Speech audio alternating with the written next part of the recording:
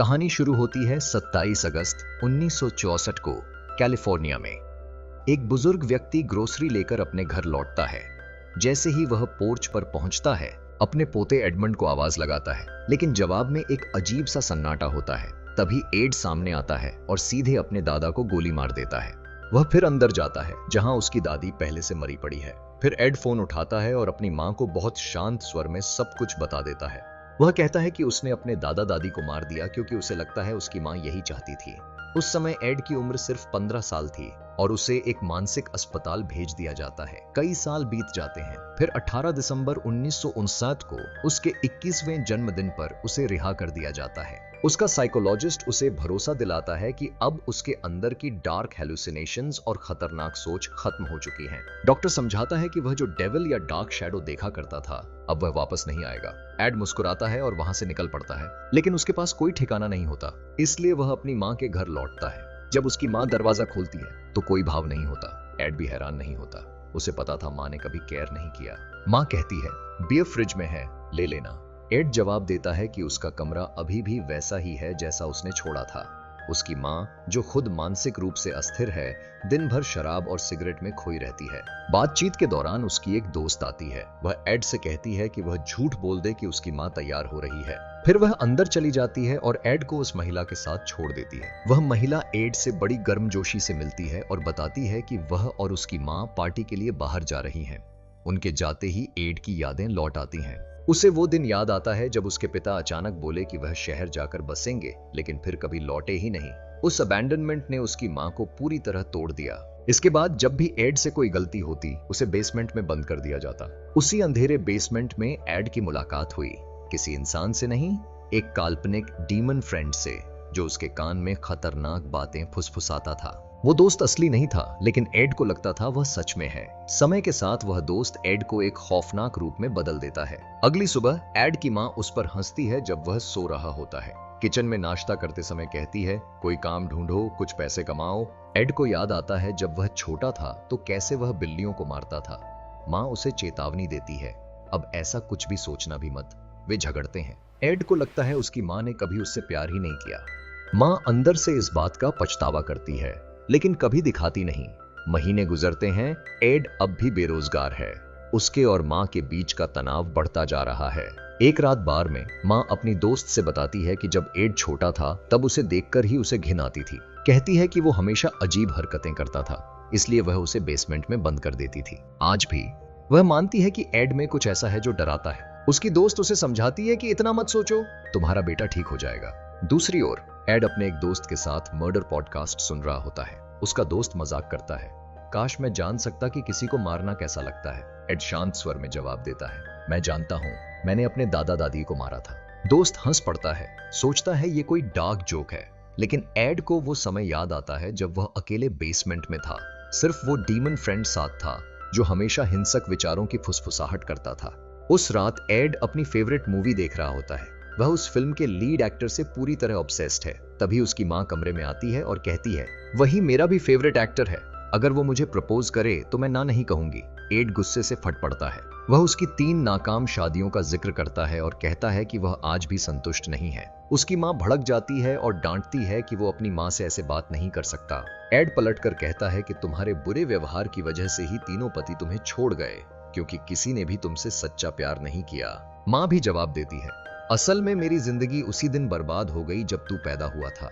लड़ाई यहीं खत्म हो जाती है। एड गुस्से में अपने कमरे में चला जाता है और सो जाता है, जबकि उसकी मां चुपचाप बैठकर शराब और सिगरेट में खो जाती है।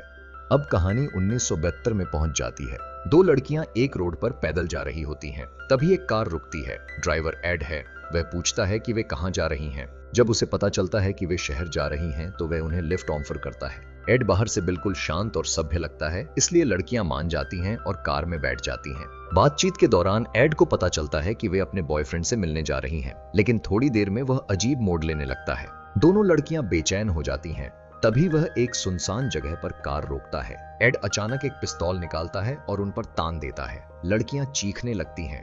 वह धमकी देता है कि अगर कोई आवाज निकाली तो गोली मार देगा। पीछे वाली लड़की को वह ट्रंक में घसीटकर बंद कर देता है और दूसरी को सीट पर ही पेट के बल लिटा देता है। फिर चाकू निकालता है और उसके सीने में सीधे घोंप देता है। इसके बाद वह दूसरी लड़की को भी बेरहमी से मार डालता है, लेकिन वह वहीं नहीं रुकता। वह दोनों के शवों के टुकड़े करता है और उनकी तस्वीरें खींचता है, जिन्हें वह बाद में अपनी ट्विस्टेड प्लेजर के लिए देखता है। फिर वह घर लौटता है और उन्हीं भयानक तस्वीरों को देख रहा होता है। तभी उसकी मां कमरे में आ जाती है। एड फौरन तस्वीरें छिपा लेता है और प्यार जताने की कोशिश करता है। वह उसे एक लेटर देता है जिसमें लिखा है कि वह उसे मिस करता है। मां लेटर पढ़ती है और बिना कुछ बोले उसे डस्टबिन में फेंक देती है। फिर वह कहती है कि वह एक और ट्रिप पर जा रही है। एड चुपचाप देखता रह जाता है, टूटा हुआ। उस रात एड एक मूवी देखते हुए सो जाता है। अगली सुबह वह अपनी मां को कहीं कार में लेकर जा रहा होता है। ड्राइव के दौरान मां कैजुअली कहती है कि शहर में लड़कियां गायब हो रही हैं। एड यह सुनकर चुप रहता है। इसके बाद एक एशियन लड़की दिखती है जो रोड किनारे बस का इंतजार कर रही होती है। लड़की बताती है कि वह काफी देर से बस का इंतजार कर रही है और गर्मी से परेशान हो चुकी है। एड कहता है कि यहाँ सुरक्षित नहीं है, कई लड़कियां लापता हुई हैं। वह उसे अगली बस स्टॉप तक छोड़ने की पेशकश करता है। लड़की थोड़ी झिझकती है लेकिन भरोसा करके बैठ जाती है। अगले सीन में एड उसे एक सुनसान जगह ले जाकर बेरहमी से पीटता है। वह उसे कार से बाहर खींचता है और उस पर हमला करता है, लेकिन बीच में उसे लगता है कि वह अब भी जिंदा है। तब वह उसका गला दबाकर मार डालता है। इसके बाद जो होता है वह बेहद डरावना है। हमें दिखाया जाता है कि वह लड़की को कितनी बेरहमी से उस वीरान जगह तक ले गया जहां कोई नहीं था। जब वह उसे टेप से बांध रहा होता है, लड़की मजाक में कहती है कि टेप उसके मुंह के लिए छोटा है, लेकिन एड पर इसका कोई असर नहीं पड़ता। वह उसे पूरी तरह बांधता है, बंदूक दिखाता है और पीछे वाली सीट पर ले जाता है। जब वह कार से बाहर आता है तो उसे याद आता है कि उसने गन अंदर ही छोड़ दी है, लेकिन लड़की ने उसे उठाने की कोशिश भी नहीं की। वह सिर्फ दरवाजा खोलती है। एड फिर से गन लेकर आता है और उस पर हावी हो जाता है। वह उसे दोबारा पीटकर बेहोश कर देता है। बाद में वह उसके शरीर के टुकड़े कर देता है, बिल्कुल पहले की तरह। उसी रात एड की माँ और उसकी दोस्त कुछ पुरानी तस्वीरें देख रही होती हैं। जैसे जैसे वे यादों में खोती हैं, माहौल बदलता है। उसकी दोस्त उसे कहती है कि वे अब कमरे में चलें, लेकिन माँ झिझकती है। वह डरती है कि अगर उसका बेटा देख ले तो वह जज करेगा। यही बात उनके बीच बहस का कारण बन जाती है। उसकी दोस्त उसे याद दिलाती है कि पिछली छुट्टी पर भी इसी वजह से उनकी लड़ाई हुई थी, जिससे पूरा ट्रिप खराब हो गया था। वह कहती है कि अब उसमें और बहस करने की ताकत नहीं है, इसलिए वह घर से जाने का फैसला करती है। बाहर निकलते वक्त उसकी नजर एड पर पड़ती है। वह चुपचाप एड से कहती है कि उसकी माँ का मूड बहुत खराब है, इसलिए आज कुछ भी बोलने से बचना। फिर उसकी नजर कार के खुले ट्रंक पर जाती है। जब वह ट्रंक बंद करने की कोशिश करती है तो वह हिलता भी नहीं। वह पूछती है, हेल्प चाहिए? लेकिन एड गुस्से में कहता है, जस्ट लीव। उसे नहीं पता था कि ट्रंक के अंदर वही लड़की की डेड बॉडी पड़ी है। एड फिर घर के अंदर आता है। उसकी माँ कैजुअली पूछती है, आज कोई काम मिला? एड बड़ी ही शांत आवाज में जवाब देता है, हाँ, एक लड़की पर हमला किया, उसे काटकर टुकड़ों में बांट दिया। अब तो गंध भी आ रही है, नहाना पड़ेगा। माँ थोड़ी देर के लिए शॉक में रह जाती है। वह समझ नहीं पाती कि बेटा मजाक कर रहा है या सच कह रहा है। एक भयानक ख्याल उसकी माँ के जहन में आता है, क्या सच में मेरा बेटा ऐसा कुछ कर सकता है? अगले दिन एड को कोर्ट बुलाया जाता है। केस था उसके दादा दादी की हत्या का, जो उसने सालों पहले की थी। एड कहता है, I was mentally ill. Court इस दलील को मान लेता है और उसे फिर से आजाद कर देता है। वह मुस्कुराते हुए बाहर निकलता है। उसके कार के ट्रंक में अब भी वही बॉडी पड़ी होती है। साल बीतते हैं। अब साल है 1973। एड एक और लड़की को लिफ्ट देता है और बिल्कुल पहले जैसी कहानी दोहराई जाती है। वहीं घर पर उसकी माँ अब और ज्यादा सस्पिशियस हो जाती है। वह चर्च जाती है और पादरी से सब कुछ बताती है। वह स्वीकार करती है कि उसका बेटा अब अजीब हो गया है। कहती है, उसने एक बार मुझसे कहा था कि उसने किसी लड़की को नुकसान पहुंचाया और शहर में जो लड़कियां गायब हो रही हैं, उससे मुझे डर लगने लगा है कि शायद वो भी शामिल हो। पादरी उसे सलाह देता है कि एड को चर्च ले आए, वह खुद उससे बात करेगा। लेकिन एड रुकने के मूड में नहीं था। उसकी ये खौफनाक यात्रा अभी जारी थी। एक दिन वह 2 यूनिवर्सिटी गर्ल्स को लिफ्ट देता है जो एक ही रूट पर जा रही थीं। पहले की तरह वह शांत और भरोसेमंद दिखता है, लेकिन जैसे ही सुनसान रास्ता आता है, एड अचानक बंदूक निकालता है और दोनों को वहीं गोली मार देता है। यहाँ भी वह नहीं रुकता। वह दोनों के शवों को काट देता है, उनके हाथ, पैर और यहाँ तक कि सिर तक अलग कर देता है। फिर एक लड़की के शरीर का हिस्सा अपने घर लेकर आता है और उस पर नेक्रोफिलिया जैसी दरिंदगी करता है। उस रात उसकी माँ को उसके कमरे से अजीब आवाजें सुनाई देती हैं। जब वह चेक करने आती है, एड झूठ बोलता है कि वह तो बस सो रहा है। माँ को महसूस होता है कि कुछ गड़बड़ है, लेकिन उसके पास कोई ठोस सबूत नहीं होता।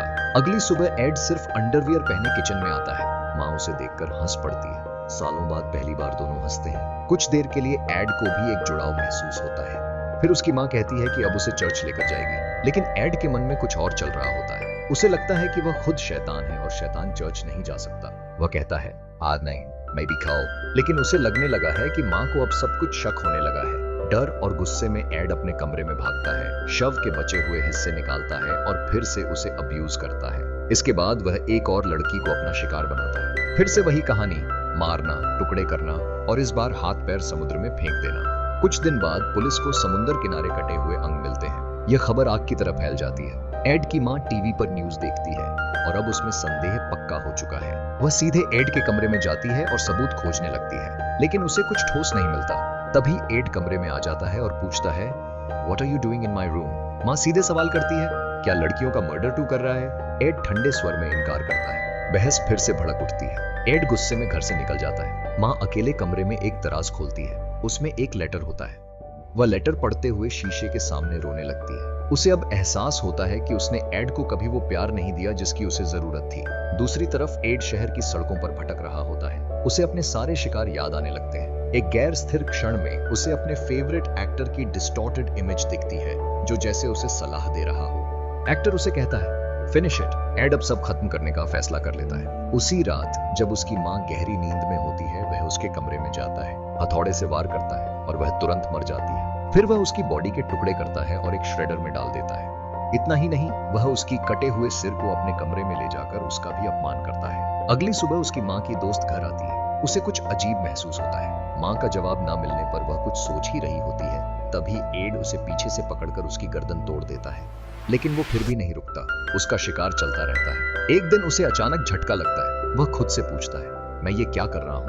अंततः वह खुद पुलिस को कॉल करता है और सब कुछ कन्फेस करता है। पुलिस आती है और उसे गिरफ्तार करती है। इंटरोगेशन के दौरान एक साइकाइट्रिस्ट उसे पूछताछ करता है। एड सब कुछ बताता है, कैसे मारा, क्यों मारा और कैसा महसूस किया। लेकिन जब सेशन खत्म होता है और साइकाइट्रिस्ट गार्ड को बुलाने के लिए बटन दबाता है, कुछ नहीं होता। वे दोनों कमरे में अकेले होते हैं। एड मुस्कुराते हुए कहता है, I feel like killing one more, maybe right now. Doctor पसीने से भीग जाता है। तभी दरवाजा खुलता है, गार्ड आता है। एड आराम से पीछे हटता है और कहता है, Relax, I was just kidding. Edmund camper कोई परछाई में छुपा राक्षस नहीं था। वह पढ़ा लिखा, शांत और समझदार दिखता था। फिर भी उसने 10 लोगों को मारा, जिनमें उसकी माँ भी शामिल थी। जब सब खत्म हुआ, उसने पुलिस को कॉल किया और हर डिटेल खुद बताई, जैसे वो बस कहानी सुना रहा हो।